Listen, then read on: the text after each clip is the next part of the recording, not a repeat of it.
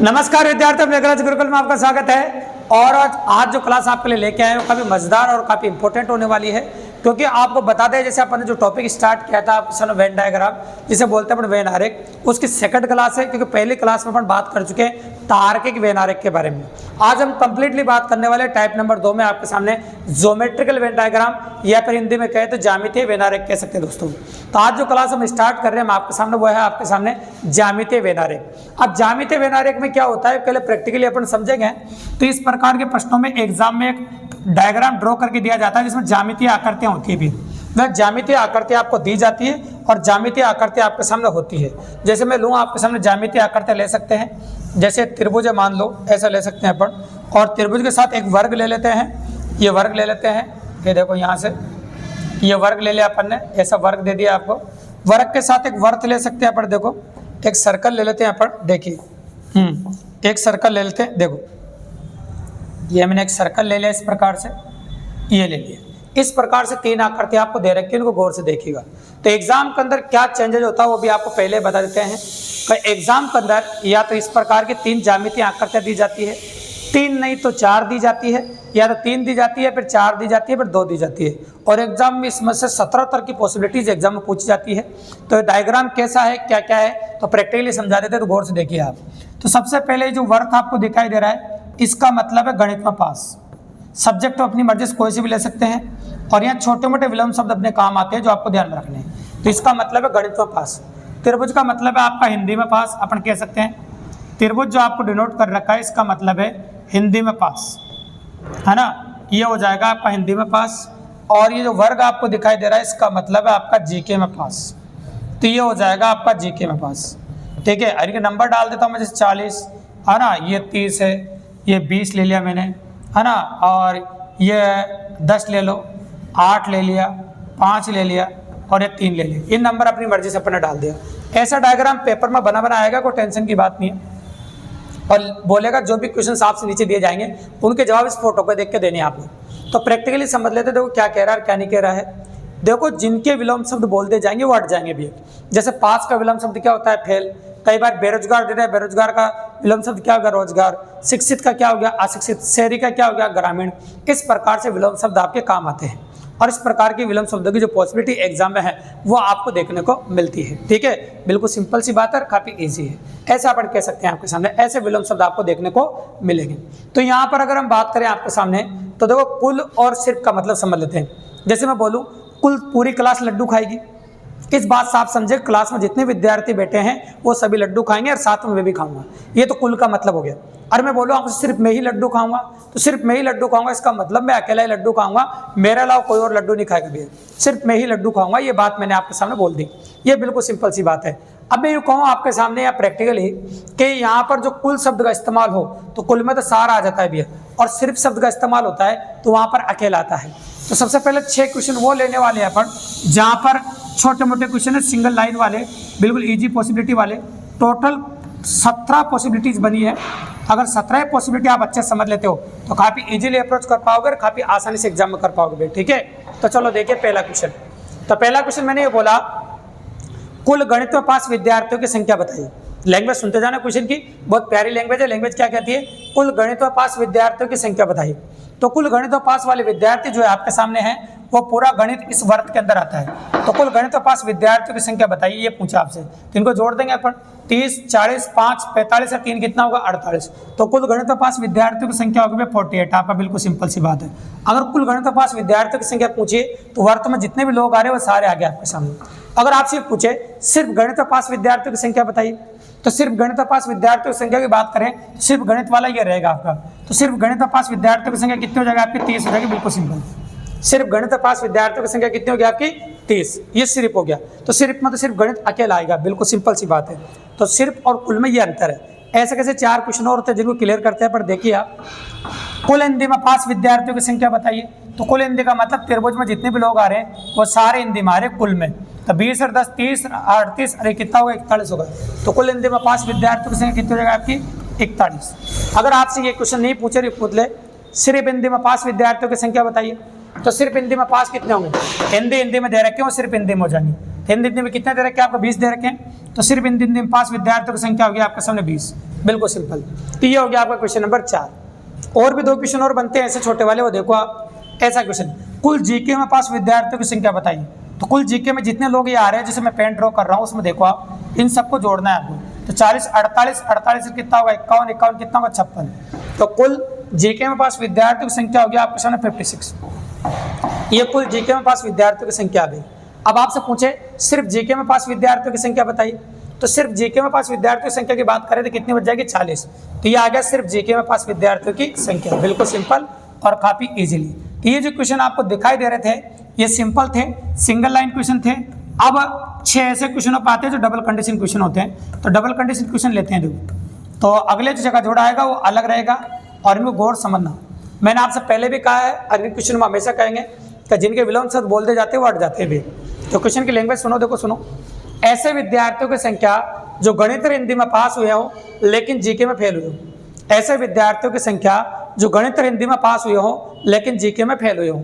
अगर GK fail हो गया तो जीके हट जाएगा भैया, सिंपल सी बात है। तो जीके फेल हट गया, इसको हटा दो और उन दोनों का कॉमन देख लो दबाने के बाद। तो उन दोनों का जो कॉमन मान आ रहा है आपके सामने वो कितना आ रहा है, आपका 10 आ रहा है। देखो उन दोनों का जो कॉमन मान आ रहा है वो कितना आ रहा है, आपका 10 आ रहा है। तो एग्जैक्टली जो आंसर हो जाएगा आपका वो 10 आ जाएगा। तो इसमें एक बात बोलिए, जीके में फेल, तो जीके में फेल होते इसको हटा दिया। कई बार इस लैंग्वेज को नहीं बोलता है भी, और गांठ बांध लेना, जब इस लैंग्वेज को नहीं बोलता है ना, और तीनों का जो कॉमन मान दिख रहा है आपको 3, ये तीनों का कॉमन मान दिख रहा है आपको, ये तीनों का कॉमन मान है, ये जुड़ जाता है अभी। चलो कैसे, देखो सुनाता हूँ। ऐसे विद्यार्थियों की संख्या जो गणित और हिंदी में पास हुए हो। अब देखो इसमें जीके को फेल नहीं बोला है, सिर्फ क्या बोला, ऐसे विद्यार्थियों की संख्या जो गणित और हिंदी में पास हुए हो। तो बताओ ये 10 तो आएगा इसे आपके सामने, बिल्कुल सिंपल सी बात है। इसको फेल नहीं बोला, इसलिए तीनों का जो कॉमन मान है 3 वो साथ में जुड़ जाएगा, बिल्कुल सिंपल सी बात है। तो पूरा आंसर लिखेंगे ताकि जब भी कभी एग्जाम में आप करो और दोबारा आप देखें इसको तो आपको दिक्कत नहीं आए। तो एग्जैक्टली आंसर होगा 10 + 3 = 13।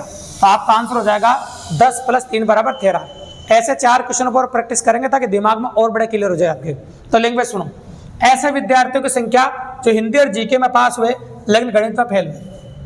ऐसे विद्यार्थियों की संख्या जो हिंदी और जीके में पास हुए लेकिन गणित में फेल हो गए।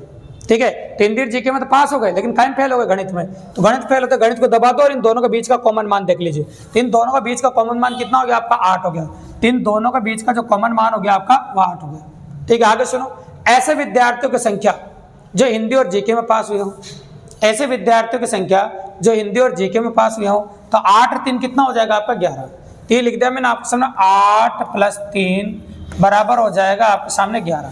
तो ऐसे विद्यार्थियों की संख्या जो हिंदी और जीके में पास हुई तो हो जाएगा आपका 8 + 3 = 11। एग्जैक्टली पॉसिबल है, कोई दिक्कत नहीं, बिल्कुल नॉर्मली इस प्रकार से अपन कर सकते हैं। और आगे देखिए और देख लेते हैं अपन। ऐसे विद्यार्थियों की संख्या जो गणित और जीके में पास हुए हो लेकिन हिंदी में फेल हुए हो। अब हिंदी को फेल कर दिया अपन ने, तो हिंदी को दबा दो, ऐसे दबा दे, नीचे क्या बचा, दोनों कॉमन मान 5 बच गए। तो एग्जैक्टली आंसर कितना आ गया आपका 5। अब ऐसा क्वेश्चन बोलते हैं जिसमें वो फेल वाला लाइन नहीं बोलेंगे। ऐसे विद्यार्थियों की संख्या जो गणित और जीके में पास हुई हो।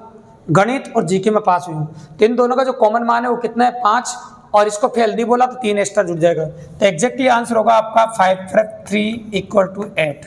तो ये पूरा पॉसिबिलिटी आपके सामने बन के आ गई।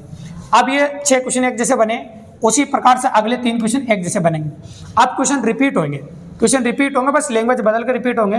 तो 13 नंबर, 14 नंबर और 15 नंबर, ये जो तीनों क्वेश्चन है रिपीट क्वेश्चन अभी है। किस चीज़ के रिपीट क्वेश्चन है, इसका रिपीट, इसका रिपीट और इसका रिपीट क्वेश्चन है। इन तीनों का रिपीट क्वेश्चन सही है, लेकिन इनकी जो लैंग्वेज है वो चेंज है। तो लैंग्वेज पर ध्यान देना, क्या कह रहे हैं देखो सुनिएगा। ऐसे विद्यार्थियों की संख्या जो गणित और हिंदी में फेल हुए हो लेकिन जीके में पास हुए हो। ऐसे विद्यार्थियों की संख्या जो गणित और हिंदी में फेल हुए हो लेकिन जीके में क्या हुए, पास हुए। अब गणित और हिंदी तो फेल हो गई भी है, अब गणित और हिंदी फेल हो गए तो गणित और हिंदी दोनों हटा दो।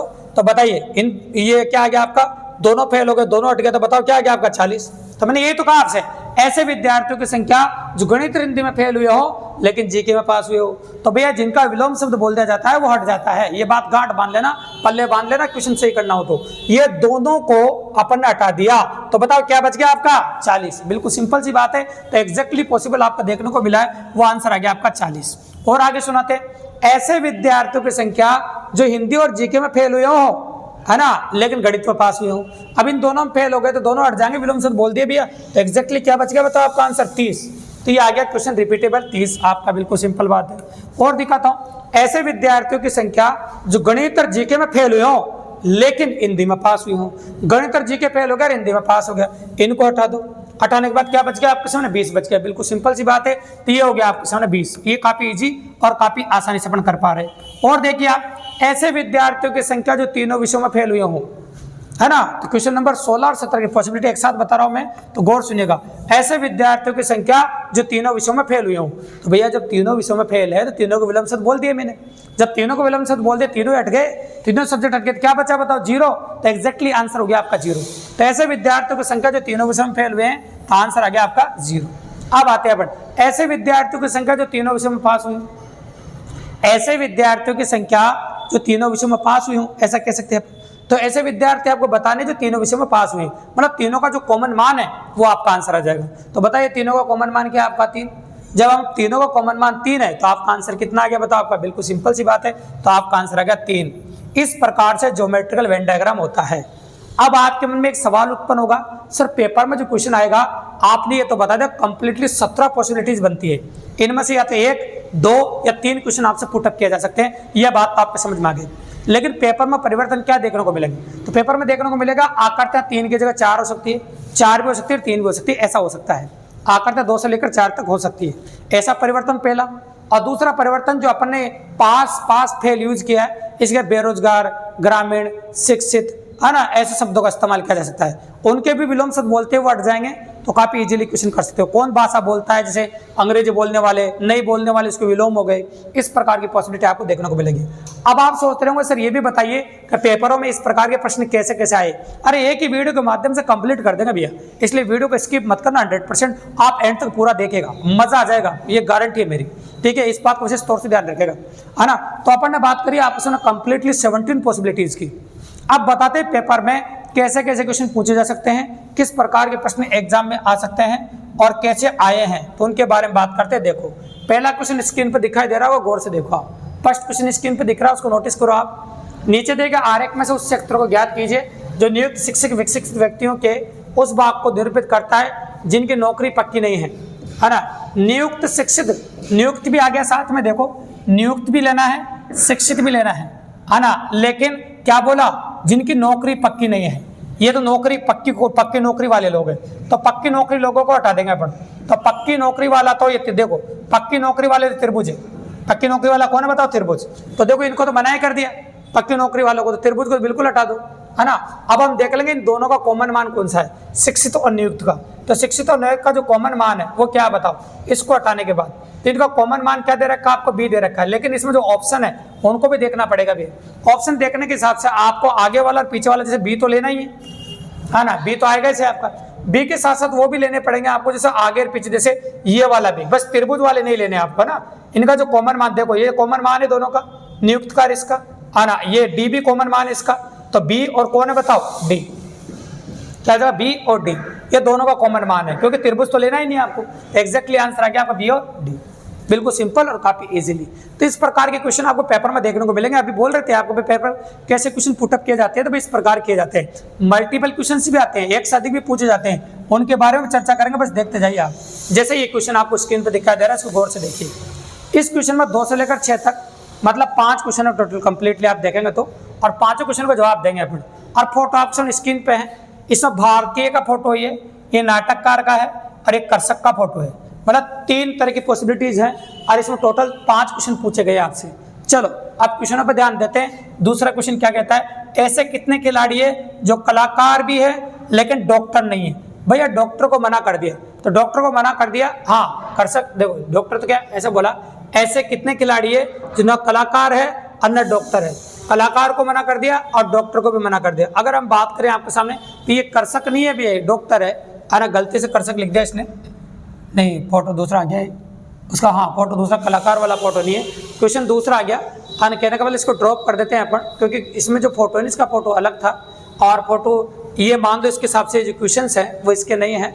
लेकिन अगर बात करें तो इसको समझ सकते हैं, कोई दिक्कत की बात नहीं, क्वेश्चनों की बात अलग हो जाती है, और प्रैक्टिकली अप्रोच जो लेते हैं अपन वो अलग ले लेंगे वो, ठीक है। तो चलो मान लेते हैं जैसे ये वाला डायग्राम दे रखा भारतीयों को, ये दे रखा नाटककार को, और ये दे रखा आपको कर्षक को दे रखा है, ठीक है। बिल्कुल सिंपल सी बात है। मैं नाम थोड़े थोड़े परिवर्तित कर दूंगा, और जैसे यहाँ पर ले लेते हैं अपन, देखो यहाँ पर थोड़ा चेंज कर देता हूँ। ऐसे कितने खिलाड़ी है जो न तो कलाकार है, ना ऐसा बोला, ऐसे कितने खिलाड़ी है, तो मैं ऐसे कितने भारतीय, मैं या भारतीय बोल देता हूँ, एक दो क्वेश्चन तो कर लेते हैं। ऐसे कितने भारतीय हैं, हाँ, जो न तो क्या है, देखो नाटककार है और न कर्षक है, ऐसे कर देते हैं, न नाटककार है न कौन है बताओ कर्षक है, ऐसा।